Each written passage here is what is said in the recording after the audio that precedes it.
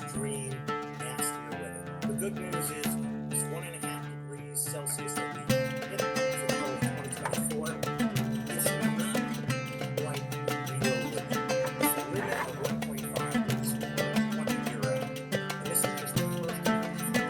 It doesn't look like it's sort of like dancing over the line, but there's always a dance.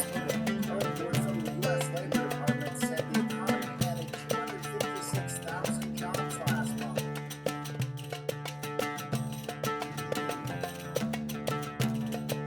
Bazılarınızı güven.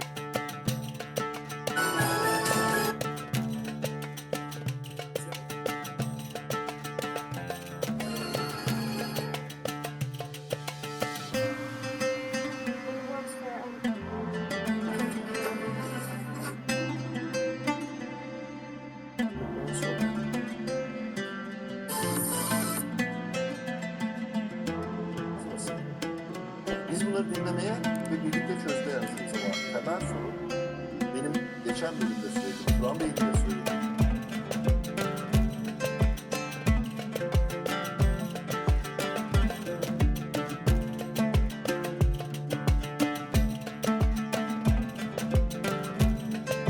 Değiştirmeye de gerek yok.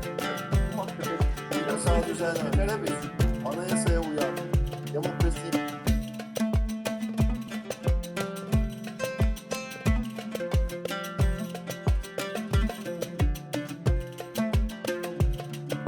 çözmeye bunu niyetleri de yok, sanırım değiller.